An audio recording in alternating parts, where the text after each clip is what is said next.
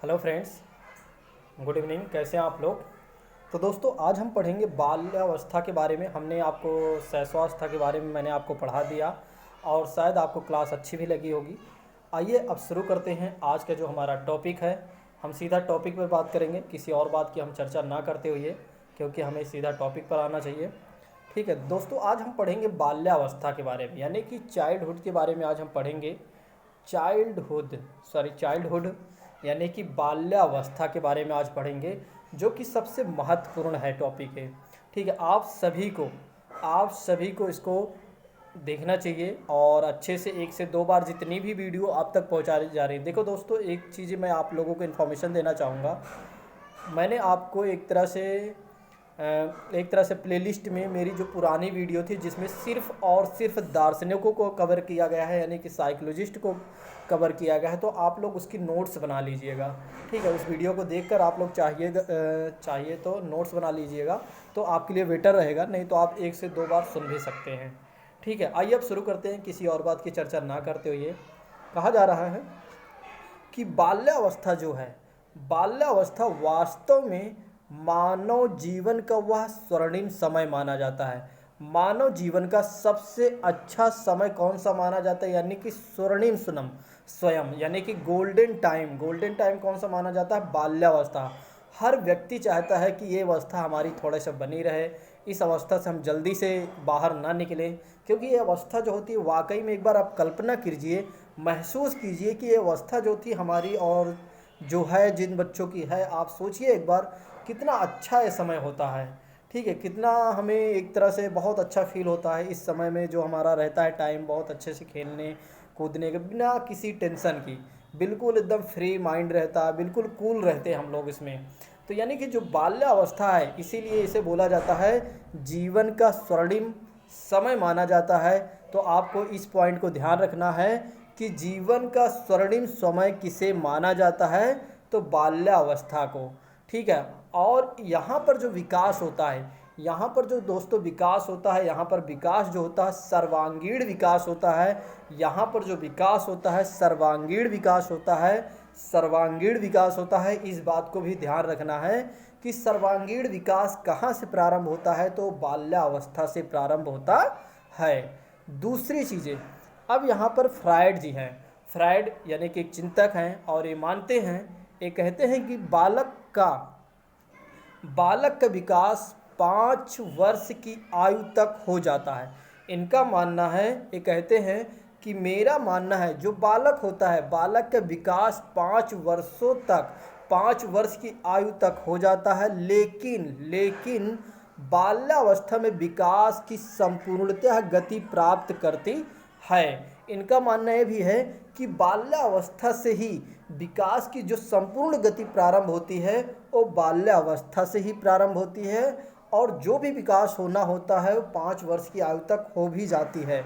लेकिन दूसरी बात इनका कहना यह भी है कि जो विकास प्रारंभ होती है, जो विकास की गति प्रारंभ होती है, संपूर्ण गति जो प्रारंभ होती है विकास की, वो होती है बाल्यावस्था से।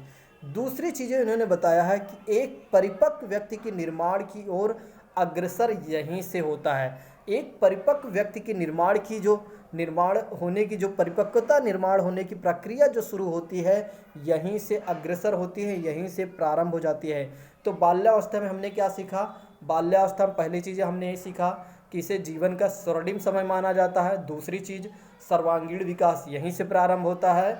और फ्रायड जी के अनुसार, फ्रायड जी कहते हैं कि मेरे अनुसार बालक का जो विकास होता है वो 5 वर्ष की आयु तक हो जाता है। और तीसरी चीज़ें इन्होंने ये कहा है कि मेरा एक मानना ये भी है कि जो विकास की संपूर्ण गति प्रारंभ होती है वो यहीं से प्रारंभ होती है, यानी कि बाल्यावस्था में। तो शायद बाल्यावस्था में आपको समझ में आ गया होगा। अगर आप नोट्स बनाना चाहते हैं तो नोट्स जैसे अगर आप बनाते होंगे तो पूरा मत लिखिएगा, बस आपको शॉर्ट रिवीजन करना चाहिए, शॉर्ट नोट्स बनाना चाहिए, बाकी तो आपको पीडीएफ मिलेगी ही। ठीक है, आप लोग पीडीएफ की नीड मुझे नहीं लगता, अगर हो तो आप लोग एक बार कमेंट कर दिया करें। ठीक है, ताकि मैं शेयर कर दूँगा। ठीक है, फिर दोस्तों अब आइए बात करते हैं कि बाल्यावस्था की विशेषता क्या होती है।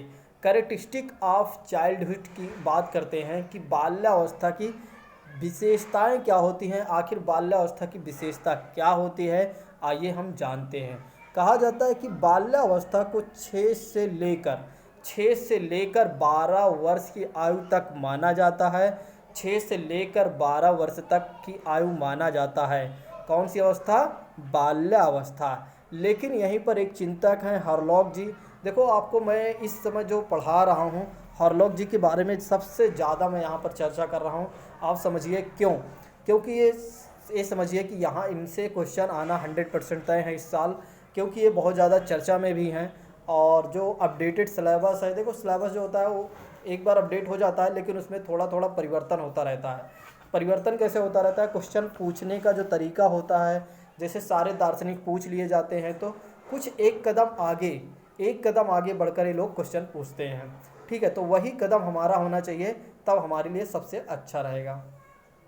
दूसरी चीज़ इसमें हॉरलॉक जी कहते हैं कि इसे जो 6 से लेकर 12 वर्ष के बीच का समय माना गया है, इस अवस्था को ये कहते हैं मेरा भी मानना है, यानी कि हॉरलॉक जी कहते हैं मैं भी कहता हूँ कि जो बाल्यावस्था है 6 वर्ष से लेकर 12 वर्ष के बीच तक माना गया है। अब आइए जानते हैं कि बाल्यावस्था की विशेषता क्या है। कल्पना कीजिए आप लोग 6 से 12 वर्ष के बच्चों के बारे में आप सोचना प्रारंभ कर दीजिए। मैंने आपको एक तरह से चित्र भी दिखा दिया और शायद आप एक दो बच्चे को जानते भी होंगे, तब भी आप किसी एक बच्चे की कल्पना करना स्टार्ट करिए और आपको बहुत अच्छे तरीके से समझ में आया। मैं दावा करता हूं कि आपको महसूस करा दूंगा यदि आप लोगों ने बहुत अच्छे से ध्यान से, आपका ध्यान सीधा हमारे क्लास पर होना चाहिए, फिर देखिएगा आपको बिल्कुल महसूस हो जाएगा। तो शारीरिक पहली अवस्था, जो पहली विशेषता है शारीरिक व मानसिक, यानी कि शारीरिक रूप से आप बोला जाए तो फिजिकल एंड मेंटल स्टेबिलिटी की बात की जा रही है। यहाँ पर मेंटल स्टेबिलिटी यानी कि मानसिक स्थिरता की बात की जा रही है। यहाँ पर कहा जा रहा है कि 6 या 7 वर्ष की आयु के बाद बालक के शारीरिक और मानसिक विकास की स्थिरता आने लगती है। अब देखो यहाँ पर आप सोचिए, यहाँ पर कैसे आने लगती है बालक के अंदर मानसिक स्थिरता, यानी कि आप ये समझिए जो 6 या 7 वर्ष के आयु का जब बालक होता है तो उसका बॉडी तो बढ़ती है, साथ ही मानसिक स्टेबिलिटी भी होने लगती है, मानसिक विकास भी होने लगता है। यहाँ से आप महसूस करिए कि बच्चा यहाँ से क्या होता है, समझने का हर वो चीज़ें प्रयास करता है, जो भी चीज़ें उसे बताया जाता है बहुत ज़्यादा उसे कठिनाइयाँ नहीं होती है समझने में, यानी कि वो समझने का प्रयास यहाँ करने लगता है और उसके माइंड का जो होता है, उसके माइंड के विकास में स्थिरता आने लगती है। यहाँ पर दूसरी चीज़ें स्थिरता में कि उसके शारीरिक व मानसिक विकास, मानसिक शक्तियों की भी दृढ़ता प्रदान होने लगती है। तो यहीं से उसकी शारीरिक व मानसिक शक्तियों में दृढ़ता भी आने लगती है। कहाँ से? आपको बाल्यावस्था से। दूसरी चीज़ें उसका जो मानसिक परिपक्व सा रहता है, मानसिक परिपक्व सा और स्वयं वयस्क सा जान पड़ता है।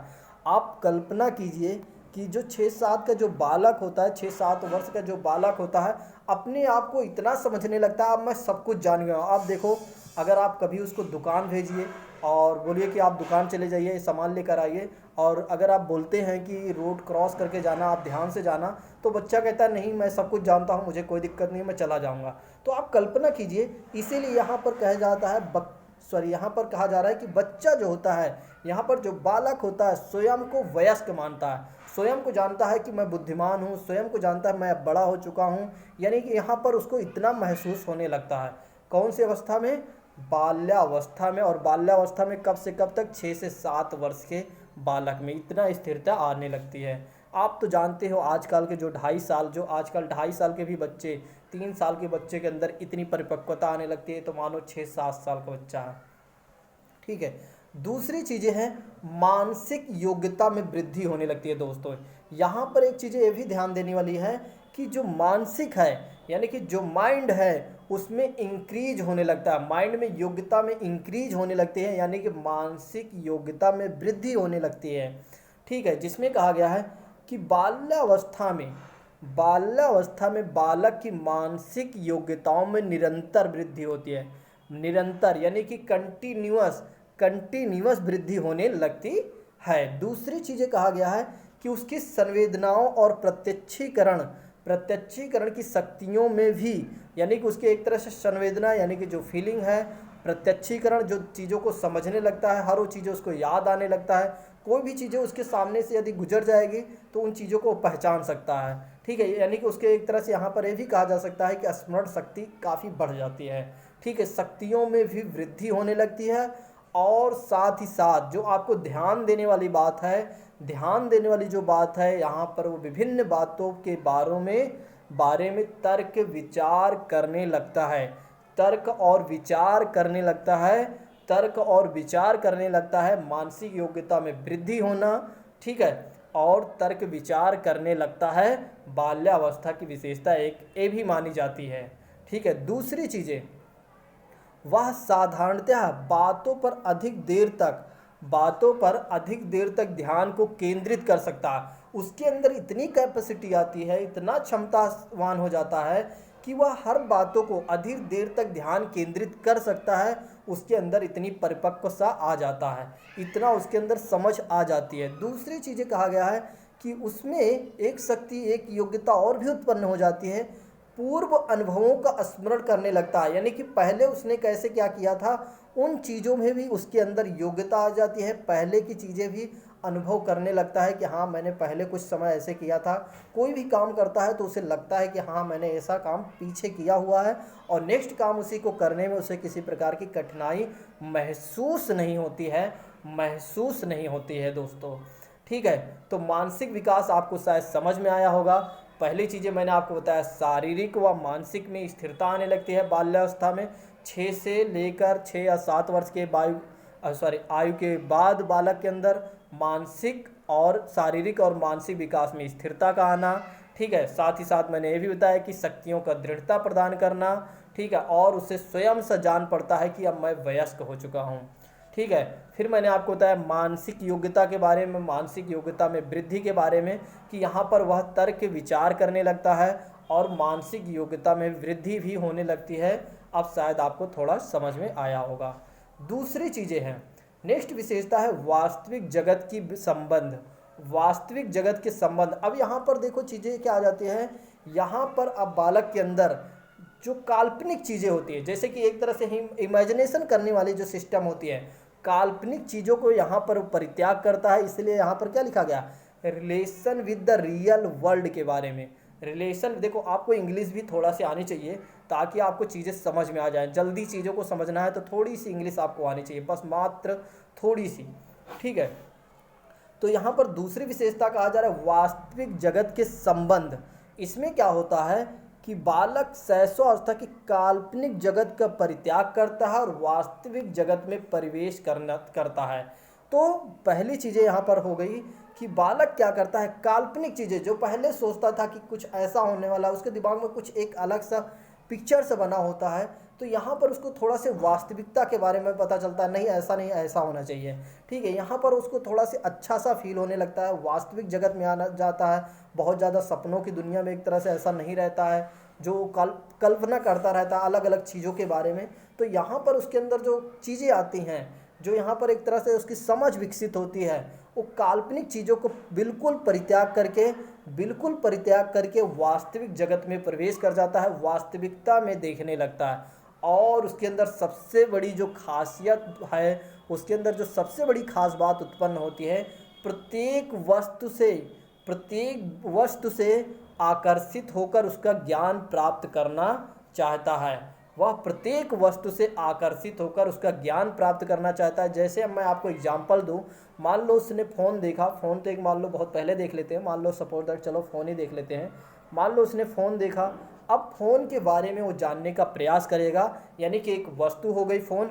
अब उसके अंदर इतनी लालसा आ जाती है, आखिर ये फ़ोन है क्यों, इससे क्या होता है, इसका काम क्या है, इसके अंदर क्या क्या ऐसा चीज़ें लगी हुई, इसकी क्या तकनीकें हैं, मतलब जितने विभिन्न उसके क्वेश्चन आते हैं, जितना वो समझ सके, जितना उसके माइंड में क्वेश्चन आ सकेगा, उतना वो जानने का प्रयास करेगा। दूसरी चीज़ें, वो कहीं रास्ते में जा रहा है, कोई वस्तु देखता है, नई चीज़ें, तो उसके बारे में वो जानने का प्रयास करता है। उसमें मम्मी पापा की सहायता लेता, अपने बड़ों की सहायता वह लेता है। ठीक है, आपने कल्पना कीजिए कि एक बार महसूस कीजिए कि क्या बच्चा ऐसा किया है कि नहीं। हाँ, आपको अगर आप देखना चाहिए आपके घर परिवार रिश्तेदार में कोई ना कोई तो ऐसा बच्चा होगा ही। ठीक है, आप सोचिएगा एक बार, कल्पना कीजिएगा, महसूस कीजिएगा, तो आपको 100% ये बातें क्लियर हो जाएंगी कि हाँ, सर के द्वारा बताई हुई चीज़ वाकई में यहाँ पर क्लियरिटी दिखाई दे रही है। आपको महसूस करना चाहिए हर एक चीज़ों को। देखो, जो पढ़ते समय आप महसूस करेंगे तो मैं 100% कहता हूँ कि अगर आप 1 टाइम भी पढ़ लेते हैं, 1 और 2 टाइम पढ़ लेते हैं, तो आपको दोबारा साइकोलॉजी पढ़ने की ज़रूरत नहीं होगी। साइकोलॉजी ही नहीं, कोई भी सब्जेक्ट आपको पढ़ने की ज़रूरत नहीं पड़ती है यदि आपने महसूस करके पढ़ा है। थोड़ा सा टाइम टेकिंग है, महसूस करना एक थोड़ा सा टाइम टेकिंग होता है, मैं मानता हूँ इस बात से। लेकिन हाँ, आपको अगर एक बार महसूस हो गया जो सब्जेक्ट, आप समझिए कि आपने बहुत महारत हासिल कर लिया दोस्तों। ठीक है, नेक्स्ट बातें कही जा रही है सामाजिक गुणों का विकास। तो बाल्यावस्था में सामाजिक गुणों का विकास भी होता है। तो सामाजिक गुणों का विकास से क्या तात्पर्य है? यहाँ पर कहा जाता है कि बालक जो होता है विद्यालय के छात्रों और समूह के सदस्यों के साथ पर्याप्त समय व्यतीत करने लगता है। तो सामाजिक गुणों का विकास ऐसे प्रारंभ होता है कि वह विद्यालय के छात्रों के साथ तथा अन्य सदस्यों के साथ एक समूह बनाता है और वहाँ पर समय व्यतीत करने लगता है और उसको थोड़ा से अच्छा भी फील होता है। दूसरी चीज़ें हैं, अब सामाजिक गुणों में विकास होता है जैसे जैसे उसके अंदर सहयोग की भावना आती है। अब देखो, यहाँ पर मैं आपको एग्जाम्पल देना चाहूँगा दोस्तों। अब सहयोग की भावना आती कैसे है? आप सोचिए एक बार, सहयोग की भावना तब आती है किसी के अंदर। देखो, कौन बच्चा क्रूर होता है और कौन बच्चा एक तरह से अच्छा होता है, उसके अंदर शिथिल दिमाग उसका होता है। उसका एक रीज़न है उसका सबसे अच्छा वातावरण का मिलना। जिस बालक के घर में, जिस बालक के परिवार में हर व्यक्ति सहयोग की भावना से दूसरे व्यक्ति को सहयोग करता है, तो उसका जो बालक, जो उसके परिवार में जो बालक होगा, वह बालक भी, उसके अंदर भी ऐसी भावना उत्पन्न होगी। और अगर उसी तरह स्कूल में भी, यानी कि जो स्कूल पढ़ने जाता है वहाँ पर भी ऐसा वातावरण मिलता है, तो वहाँ पर भी ऐसी चीज़ें उसको सामने देखने को मिलती है, तो वो भी वह सहयोग करता है। ठीक है, अगर वही बालक, उसका वातावरण अच्छा ना मिल पाना, जैसे कि आप देखते हैं कि आतंकी, जो आतंकवादी होते हैं, उनके बच्चों में आप देखिए उनका जो सामाजिक वातावरण होता है बिल्कुल अलग होता है। इसीलिए उनके बचपन से ही जहर एक तरह से उनके अंदर डाल दिया जाता है और देखते देखते एक दूसरे के प्रति उनके अंदर नफरत की भावना आ जाती है। तो वहाँ पर उनका जो सामाजिक विकास होगा बिल्कुल अलग होगा। वहाँ पर ऐसी कोई बातें नहीं आएगी, सहयोग की भावना तो आएगी ही नहीं, आएगी ही नहीं। इस बात को आपको ध्यान रखना है कि आएगी ही नहीं, आ ही नहीं सकती। ठीक है, क्यों नहीं आ सकती? क्योंकि वातावरण सही नहीं हो पाने के कारण। दूसरी चीज़ें हैं सद्भावना, सद्भावना ये भी आ सकता है। ठीक है, क्या क्या हो सकता है सामाजिक विकास में? सहयोग की भावना, सद्भावना यानी कि अच्छी चीज़ें, सहनशीलता। दोस्तों, सहनशीलता आप जानते ही हो, आज्ञाकारिता भी आप जानते हो कि आज्ञाकारिता जैसी चीज़ें आ जाती है। ठीक है, दूसरी चीज़ें हैं रचनात्मक कार्यों में आनंद लेने लगता है दोस्तों। अब जो बाल्यावस्था होता है, बाल्यावस्था में महसूस करिए, आप सोचिए एक बार कि इस अवस्था में क्या हमारे अंदर ऐसा नहीं आया होगा? रचनात्मक कार्यों में क्या हमें आनंद नहीं आया होगा? क्या हमने कभी रचनात्मक कार्य नहीं किए होंगे? अब रचनात्मक कार्य में क्या हमने, जैसे कि हमने क्या बगीचे में नहीं गए होंगे? अगर बगीचे में गए होंगे तो खेले कूदे होंगे ज़रूर। आप महसूस करिए कि बाल्यावस्था ही थी, वही अवस्था है जो जिसमें हमने एक तरह से बागों में खेला होगा। ठीक है, कुछ औजारे, कुछ टूल्स बनाए होंगे। ठीक है, और जो लड़कियां होंगी, लकड़ियों की कुछ वस्तुएं बनाए होंगी। जो लड़कियां होंगी उनका क्या कार्य होगा? उनको सिलाई कढ़ाई ऐसी सारी चीज़ें भी सीखे होंगे। तो कुछ ऐसा ही जो परिदृश्य बन रहा है, ये सारा कुछ बाल्यावस्था में ही दोस्तों है। तो बाल्यावस्था में आपको मैं अभी और अच्छे से क्लियर कराऊंगा, एक बार जब रिवीजन कराऊंगा तो आपको और अच्छे से क्लियर होगा। तो बाल्यावस्था में हमने देखा कि रचनात्मक कार्यों में भी आनंद हमें आता है। तो ये सब पूछा जाता है कि रचनात्मक कार्यों का आनंद किस में आता है? तो वो सब आता है बाल्यावस्था में। जितनी सारी चीज़ें मैं बता रहा हूँ आपको टू द पॉइंट एक बार पढ़ना चाहिए, फिर समझना चाहिए। ठीक है, और मेरे द्वारा समझाई गई चीज़ों को आपको बिल्कुल कंठस्थ रखना है। ठीक है, नेक्स्ट है नैतिक गुणों का विकास। आप सोचिए, आप कल्पना कीजिए कि बहुत सारे बालक ऐसे होते हैं, जैसे मैंने आपको आज्ञाकारिता के बारे में बताया, तो यहाँ पर क्या हो जाता है, बहुत सारे ही नहीं, 6 या 7 वर्ष के जो बालक होते हैं उनका सामाजिक वातावरण अच्छा मिलने के कारण, उनका जो वातावरण अच्छा मिलने के कारण नैतिक गुणों का विकास होता है दोस्तों। यहाँ पर डेवलपमेंट ऑफ मोरल ट्रेड्स की बात की जाती है कि यहाँ पर नैतिक गुणों का विकास होने प्रारंभ होने लगता है। हर चीज़ें मम्मी पापा की एक तरह से कहा जा सकता है, अपने बड़ों की आज्ञा मानना, ईमानदार रहना, तो ये सारी चीज़ें उनके अंदर विकास होना प्रारंभ हो जाता है। आइए जानते हैं स्ट्रिंग के अनुसार स्ट्रिंग जी क्या कहते हैं, कि ये कहते हैं कि मेरा मानना है 6, 7 और 8 वर्ष के बालकों में अच्छे बुरे का ज्ञान एवं न्यायपूर्ण व्यवहार और ईमानदारी, सामाजिक गुणों के विकास की भावना विकास होने लगती हैं। तो ये कहते हैं कि 6-7 वर्ष के बालक में, 6 से 7-8 वर्ष के बालक में क्या हो जाता है, अच्छे बुरे का विकास हो जाता है। अच्छा क्या है, बुरा क्या है, उनके अंदर इतनी समझ आ जाती है, न्यायपूर्ण व्यवहार करने लगते हैं। ईमानदारी, दोस्तों ईमानदारी सबसे अच्छी चीज़ें आ जाती हैं। जो बालक होता है, आप देखिए अगर उनको बहुत अच्छे से उनका जो डेवलपमेंट हुआ है, उनका जो सामाजिक वातावरण है काफ़ी अच्छा हुआ है, मम्मी पापा के द्वारा या परिवार के सदस्यों द्वारा अच्छी चीज़ें सिखाई गई। मान लो आप बच्चे को देते हैं 2 रुपये, मान लो आपने बच्चे को दिया 10 रुपये और उसे अपने दुकान पर आपने भेजा कुछ सामान लाने के लिए, उसमें से 8 रुपये बच गया, तो 2 रुपये यदि बच्चे का बहुत अच्छा वातावरण है और उसको आपने बहुत अच्छे से सिखाया हर चीज़ें, तो वो सीधा आपको आएगा 2 रुपये दे देगा वापस। तो यहाँ पर उसकी ईमानदारी प्रतीत हो रही है, यहाँ पर उसकी ईमानदारी प्रतीत हो रही है, यही यहाँ पर कहने का तात्पर्य है दोस्तों। तो नैतिक गुणों का विकास प्रारंभ हो जाता है कहाँ पर, बाल्यावस्था में। ठीक है, दूसरी चीज़ें हैं जो लास्ट पॉइंट है, बहिर्मुखी व्यक्तित्व का विकास होना। बहिर्मुखी व्यक्तित्व का विकास, डेवलपमेंट, एक्स्ट्रावर्जन और पर्सनालिटी की बात की जाती है कि यहाँ पर क्या होता है कि व्यक्ति अंतर्मुखी होता है। देखो जो बालक होता है, शैशवावस्था में बालक कैसे होता है, एक पहला पॉइंट आपको ध्यान रखना है। अब यहाँ पर शैशवावस्था की भी बात की जाती है। यहाँ पर शैशवावस्था में कहा जा रहा है जो बालक होता है अंतर्मुखी होता है, इंट्रोवेरेंट होता है। कैसे होता है अंतर्मुखी का मतलब वो होता है कि वह व्यक्ति जो स्वयं में झांक कर, जैसे भगवान कृष्ण जी कहते हैं कि जो व्यक्ति अंतर्मुखी होता है वह हमेशा खुश रहता है। आपने देखा है कि शैशवावस्था में जो बालक होता है, आप कल्पना कीजिए वो कुछ अकेले में ही खुश रहता है, इसलिए अकेले में ही खुश रहता, अपने आप को हंसता रहता है। आप सोचते हैं कि यह बालक आखिर क्यों हंस रहा है, तो बस यही है एक कारण कि उसके अंतर्मुखी होता है, वो अपने आप में ही खुश रहने का प्रयास करता है। किस अवस्था में, शैशवावस्था में। तो ऐसा क्वेश्चन वहाँ पर पूछा जाता है, इसको भी आपको ध्यान रखना है, क्योंकि वह एकांत प्रिय और अपने में ही रुचि लेता है, इसलिए अंतर्मुखी होता है शैशवावस्था में। लेकिन दोस्तों आपको जो ध्यान रखने वाली है विपरीत, यानी कि यहाँ पर जो है, यहाँ पर बालक बहिर्मुखी हो जाता है। यहाँ पर वह बाहर की चीज़ों में, बाहर की दुनिया की जगत में आकर वह अपनी खुशी ढूंढने का प्रयास करता है। जैसे लोगों के साथ खेलना, कुछ वस्तुओं के साथ खेलना, बैट बॉल खेलना, यानी कि जितने भी एक्टिविटी होती हैं उन चीज़ों को देखकर वो खुश होना, मोबाइल को देख चलाना, तो ऐसी चीज़ों में उसे खुशी मिलती है। लेकिन शैशवावस्था में क्या होता है, शैशवावस्था में बालक क्या होता है, अंतर्मुखी होता है। अंतर्मुखी एकांत प्रिय रहना पसंद करता है और अकेले में खुश रहना चाहता है। लेकिन बहिर्मुखी का विकास कहाँ पर होता है, बाल्यावस्था में होता है। इस बात को आपको ध्यान रखना है, बिल्कुल आपको भूलना नहीं है दोस्तों। ठीक है, तो आइए एक बार हम रिवीजन कर लेते हैं ताकि आपको बहुत अच्छे से समझ में आ जाए कि हाँ मेरे द्वारा जो पढ़ाई जा रही चीज़ें आपको बिल्कुल क्लियर हो जाए। तो मैंने आपको बताया यहाँ पर कि बाल्यावस्था में आपको क्या ध्यान रखना है, जीवन का स्वर्णिम समय माना जाता है, सर्वांगीण विकास होता है। ठीक है, और फ्राइड जी ने भी कहा है कि जो बालक का विकास होता है वो 4-5 वर्षों की आयु तक हो जाता है। लेकिन इन्होंने ये भी कहा कि जो गति विकास की प्रारंभ होती है और यहीं से प्रारंभ होती है, बाल्यावस्था से ही। ठीक है, और व्यक्ति जो होता है, जो बालक होता है, वो अपने निर्माण की ओर अग्रसर यहीं से प्रारंभ होता है।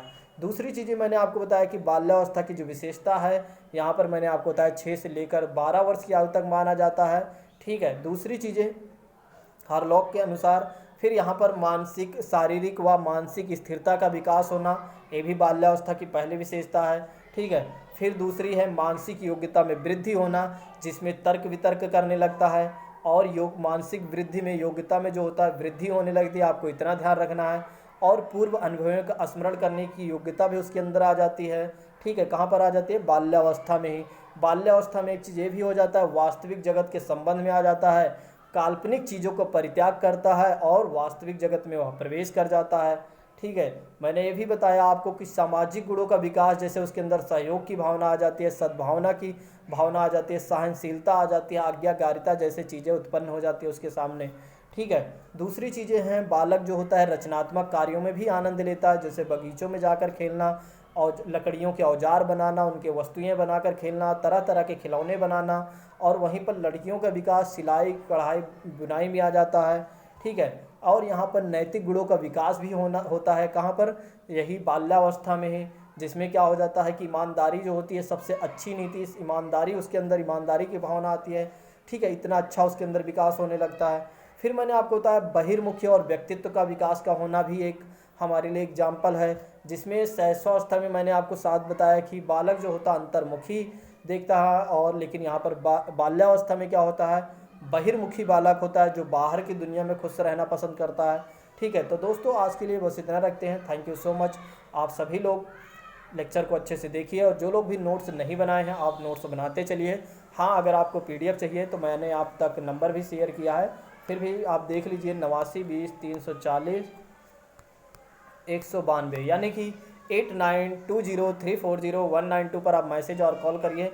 आपको पीडीएफ, सारी पीडीएफ जब से क्लास चल रही है और अभी तक की सारी पीडीएफ आप तक पहुंच जाएगी दोस्तों। ठीक है। आज के लिए बस इतना रखते हैं। Thank you so much. जय हिंद दोस्तों। Take care.